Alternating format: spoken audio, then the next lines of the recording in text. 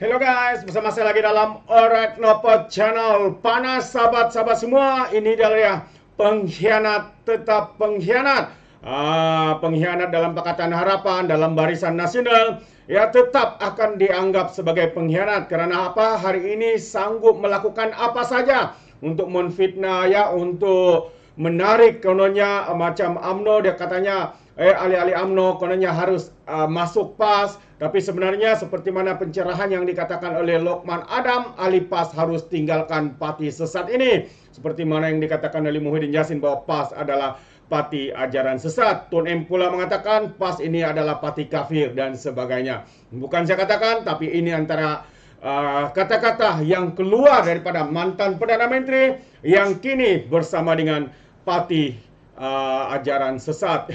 Itu PAS, sahabat semua. Jadi tanpa membuang masa, saya mau kita mendengar ya pencerahan daripada Lokman Adam kenapa pengkhianat UMNO Anwar Musa mengatakan ahli UMNO harus keluar UMNO dan menyertai PAS. Jadi mari kita dengar bersama apakah yang dikatakan oleh Lokman Adam ini. Pernyataan yang dikeluarkan oleh Tan Sri Anwar Musa yang mengatakan bahawa ahli UMNO perlu menyertai PAS. Dia nak suruh orang UMNO ni khianat sama macam dia, tuan-tuan. Yang bermasalah, yang ada kes mahkamah, yang ada bak kata orang tu sebab-sebab untuk didakwa di mahkamah, bukan kes mahkamah, sebab-sebab untuk didakwa di mahkamah. Yang ada masalah dengan kerajaan perpaduan ialah Anwar Musa, bukan ahli UMNO. Ahli UMNO tak ada masalah, ahli UMNO pun tidak bimbang bahawa dia akan diheret ke muka pengadilan. Tetapi yang bimbang sekarang ni ialah Tan Sri Anwar Musa. Jadi tak payahlah Anwar Musa saudara memancing orang UMNO untuk menyertai PAS. Tidak ada faedahnya. Lagipun orang UMNO, khususnya mereka-mereka yang sebelum ini terpengaruh dengan cerita-cerita dongengan Anwar Musa yang mengatakan bahawa kerajaan akan tumbang. Hari ini saya rasa semua orang dah buka mata. Semua orang tahu bahawa kerajaan ini stabil.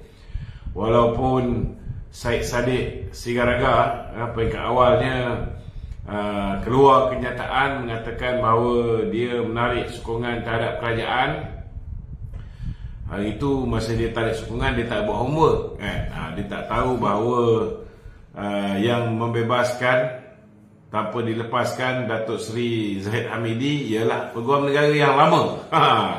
Dia duk ingat Peguam Negara yang baru, padahal kenyataan dikeluarkan, keputusan mungkin dibuat awal tetapi kenyataan dikeluarkan berhubung dengan pengguguran kes Datuk Seri Zahid sementara menanti siasatan lanjut dibuat oleh Peguam Negara lama yang masih bertugas pada 4 hari bulan September tersebut. Itu pun Syed Saddiq tak buat homework.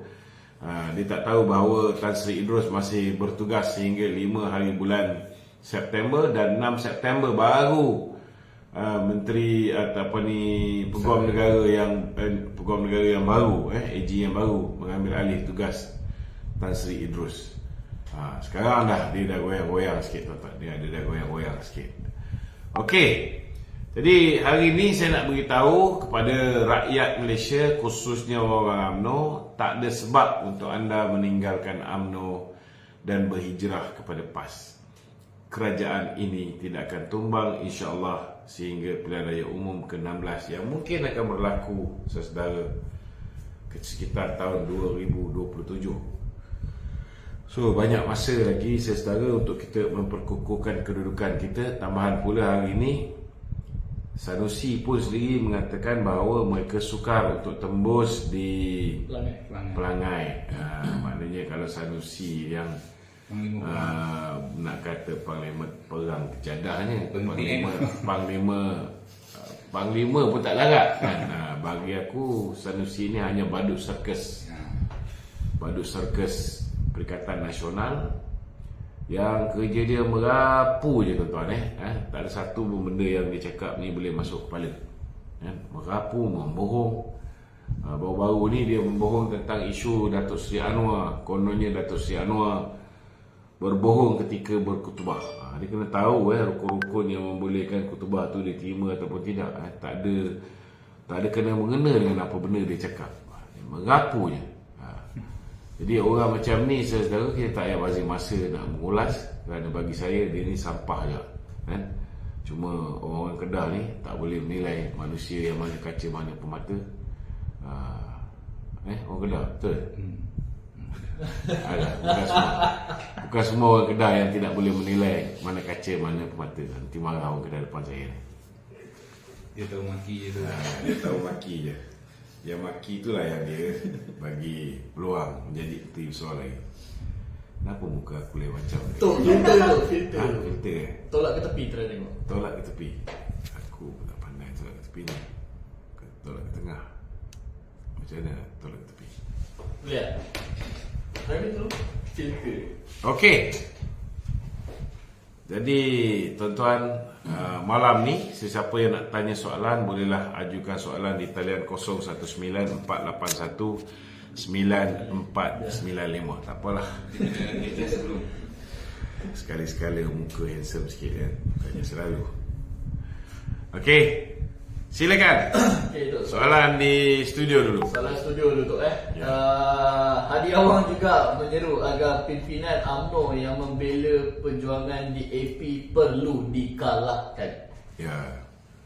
Jadi sebelum dia nak kalahkan pimpinan UMNO yang membela perjuangan DAP, saya rasa hari ini kita perlu kalahkan PAS dulu. Kena ikut turutan keutamaan. Sebab PAS dulu dengan DAP. Sebab PAS dulu dengan DAP kan? Kalau ikut logik bodoh Haji ni, begitulah jawapannya. Tak payah bazir masa dengan mengarut dia orang ni. Dulu dia kata dah cukup jumlah. Sekarang ni mana pergi cukup jumlah dia? Dulu dia kata bulan 8 ini kerajaan akan tumbang. Di mana ketumbangan kerajaan itu? Bulan 8 tak habis lagi tu. Bulan 8 pun tak habis. Belum habis lagi. Oh ya, betul lah. Sekarang ni berapa? 50 Ogos. Dah 51. Cik Mimi, dekat tepi dalam drawer tu kan ada satu bungkusan.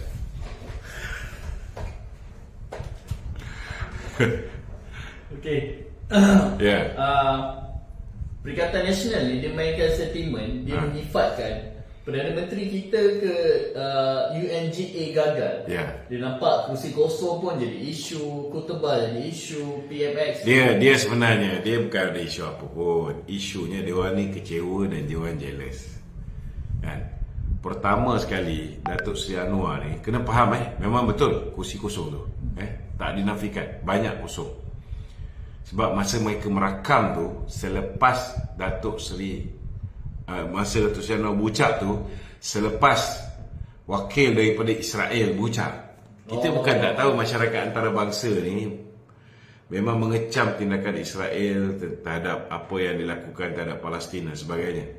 So ketika wakil Israel berucap, mereka semua keluar. Mereka semua keluar. So bila Datuk Seri Anwar pula berucap, memanglah mula-mula tu banyak kursi kosong. Time tu lah dia ambil gambar. Tapi selepas itu kita tengok ramai mula masuk ke dalam dewan, dan kemudiannya Datuk Seri Anwar dapat tepukan gemuruh daripada ucapan dia tu lebih kurang 9 kali. Dia dapat tepukan gemuruh 9 kali Daripada delegasi yang hadir. Daripada delegasi yang hadir.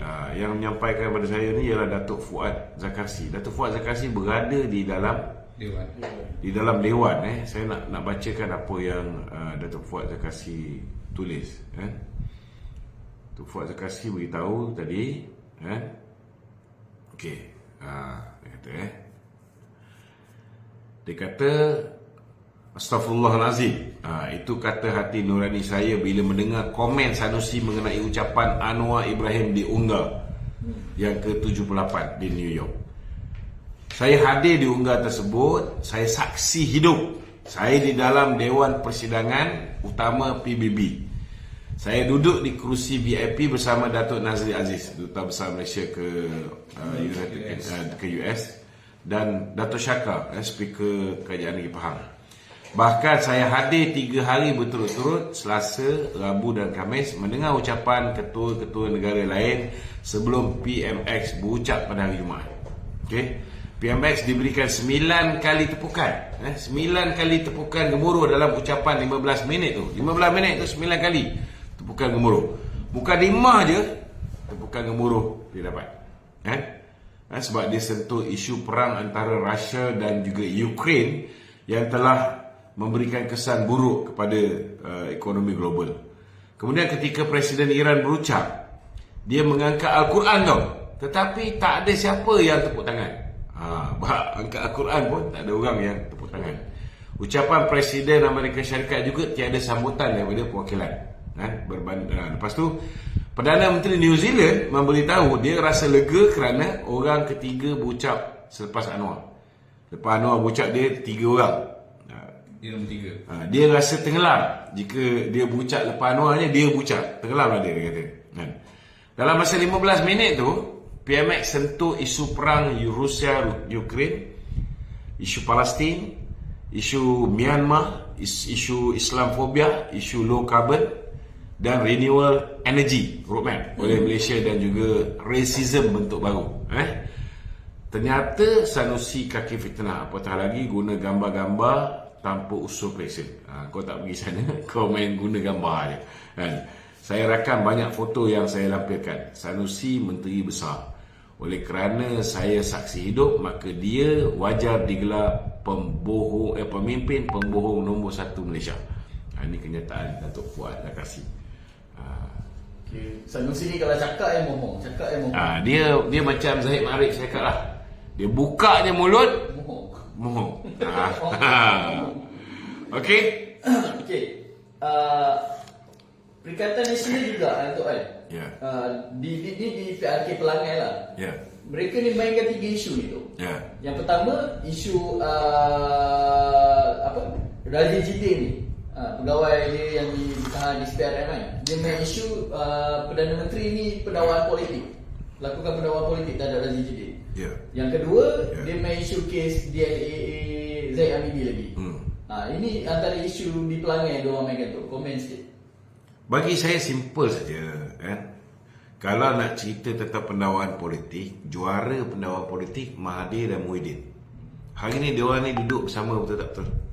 Hari ni diorang duduk sekapal bersama dengan PAS, bersama dengan Gelakan. Masih angkat lagi. So bagi saya lah, kalau nak cerita tentang orang lakukan pendakwaan terpilih, pergi bilik air, toilet, public toilet, pergi tengok muka sendiri. Sama ada ketika dia berada di dalam kerajaan, dia melakukan keadilan ataupun tidak. Dan jangan lupa, Datuk Zahid ni dilepaskan oleh peguam negara yang dia punya pengurusi Perikatan Nasional sendiri lantik. Bos kepada Razi Jidin yang lantik. Yang orang yang mengangkat Razi Jidin sebagai Menteri Kanan, walaupun dia kalah di Ketere, dia diangkat bukan setakat jadi menteri tau, jadi Menteri Kanan. Begitu Muhyiddin menjaga Razi Jidin ni. So bagi saya simple saja kan. Sebelum mengata orang, cermin diri dia sendiri. Dan kalau nak ikutkan Tan Sri Idrus, dia dah nak pencen dah. Lagi 1 hari sebelum dia pencen tu, dia mengambil keputusan untuk buat ketetapan tu. Kalau guna otak yang waras, kalau pakai otak lah, ada orang ni banyak tak pakai otak. PM sudah pasti takkan buat keputusan kes Datuk Zahid ni. Sebabnya lagi beberapa hari, kita 4 hari bulan tu, dia mengundi berapa hari bulan tu lagi? 12 kan? Seminggu selepas tu, tak sampai seminggu, kita akan ada satu pilihan raya yang cukup penting. Pilihan raya kecil yang pertama selepas 6 buah negeri ni, iaitu di Pulai dan juga di Simpang Jeram kan? PM minta tangguh. Kenapa you buat ni? Kenapa tak boleh tangguh? Dia tanya sebab dia kalau boleh dia nak minta tangguh. Tapi apa ni, AG cakap tak boleh. Masa dia pun dah tinggal singkat. So before dia tinggalkan kursi dia tu, dia nak betulkan.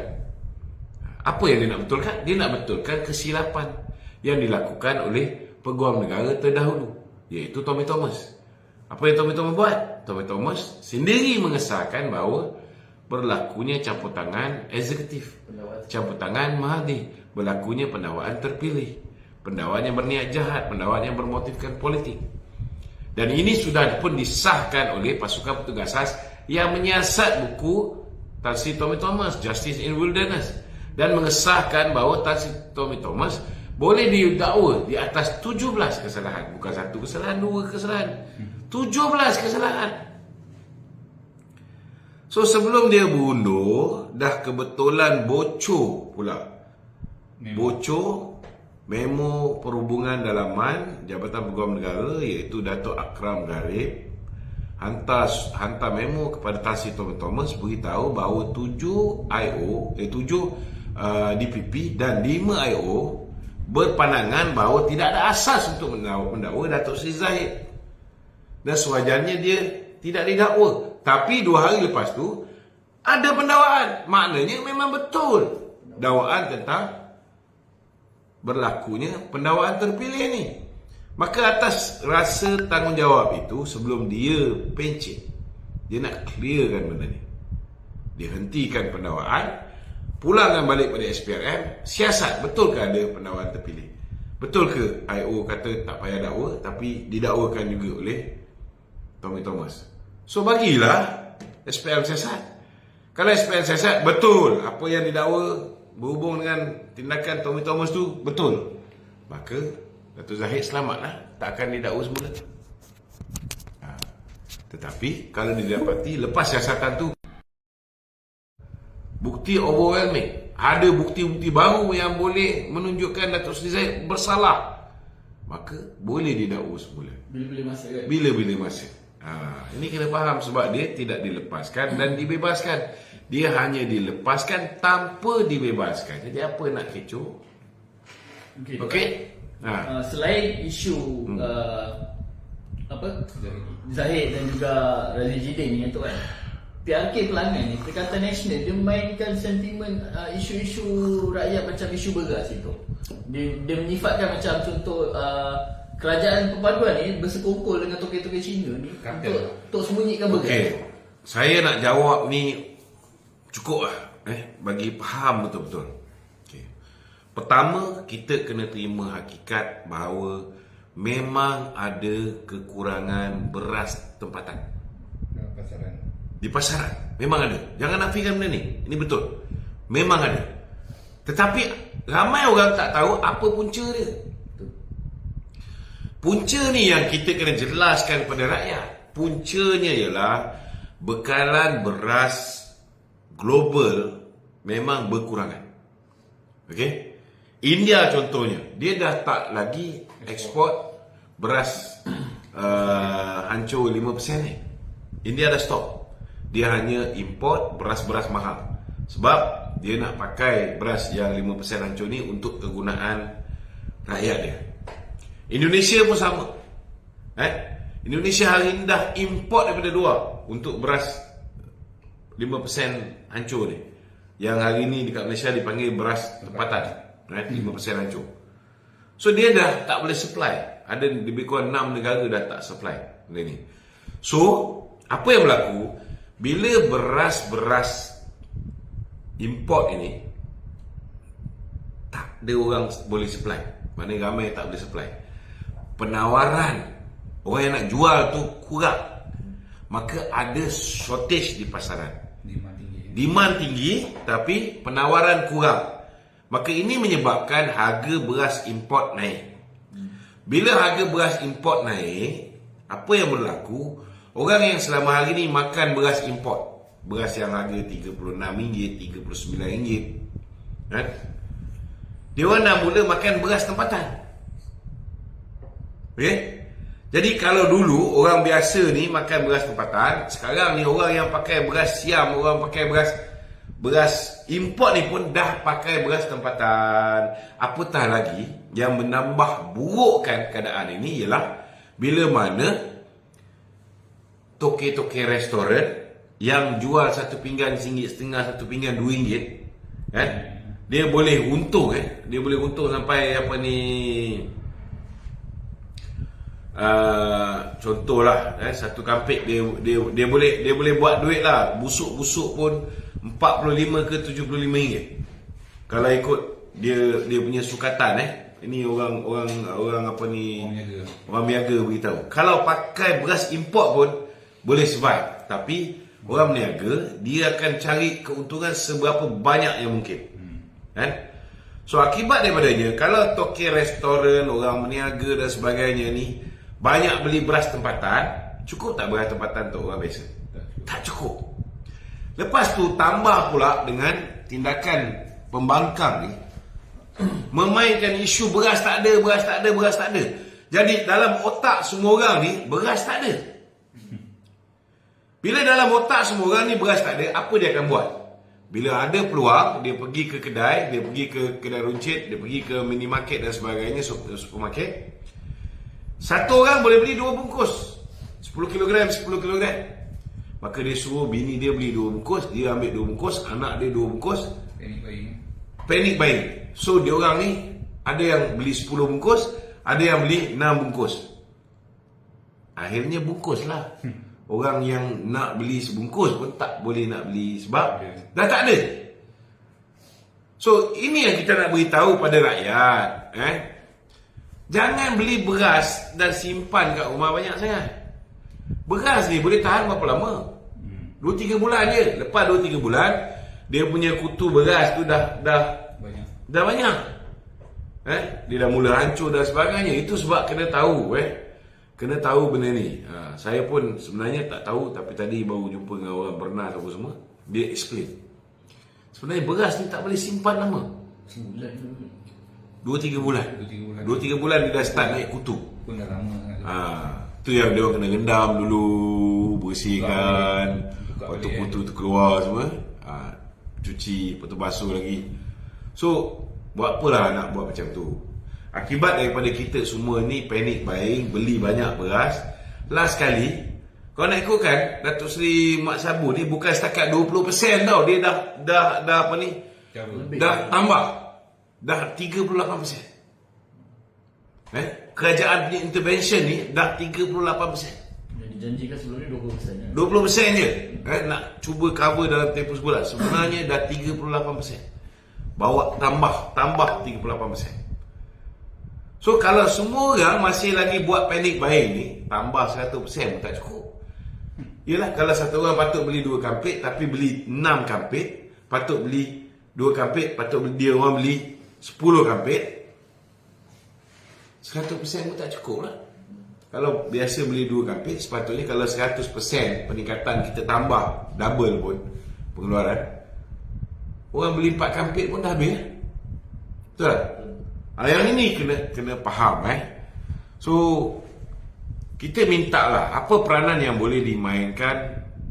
Itu 2 sebab kenapa kekurangan. Tetapi tak dinafikan, walaupun Faiza Corporation dia memberitahu, dan saya pun tengok ada berlakunya bila beras apa ni import ni menjadi semakin mahal. Orang pergi potong beras tempatan ni, tukar packaging pergi beras import.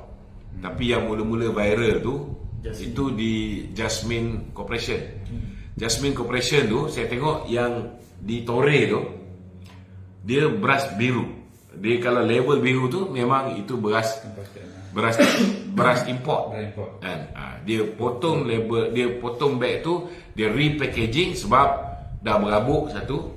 Yang kedua, dia punya bag tu bocor. Isu kualiti lah. Dia nak pastikan dia punya barang ada kualiti lah. So yang itu tak betul. Tetapi sekiranya rakyat ada maklumat, ada pihak buat repackaging, dia ambil beras tempatan, dia koyakkan, dia pergi ganti cover beras, dia letak label import. Label tempatan warna purple, kalau label import warna biru. So kalau nampak benda ni, tolong lapor kepada KPDN. Kalau tahu ada setengah-setengah kedai dia simpan stok, beras tempatan ada tapi dia tak nak jual, ini pun tolong lapor kepada KPDN. Terbaik, itu dia sahabat semua pencerahan daripada Lokman Adam ya. Pertama tadi berkaitan dengan pengkhianat UMNO, pengkhianat muda yang kini mula ya untuk khususnya Anwar Musa mula untuk menabur fitnah kononnya UMNO sudah hancur, karena itu ahli-ahli UMNO diserunya untuk menyertai PAS. Tapi sebenarnya ahli-ahli PAS lah yang harus meninggalkan PAS. Yang kita lihat hari ini semakin sesat, semakin hilang perjuangan, apa yang mereka kejar untuk menjadi kerajaan kuasa semata-mata, mungkin juga uang ringgit. Jadi terima kasih, sampai di sini saja. Izinkan saya untuk mengundurkan diri, dan seperti biasa peribahasa mengatakan tapapun kangkap 2 ton keinginan. Dalam bahasa Melayunya, tepuk dada, tanya selera. Sekian saja daripada Alright No Channel. Saya kita berjumpa lagi. Bye bye.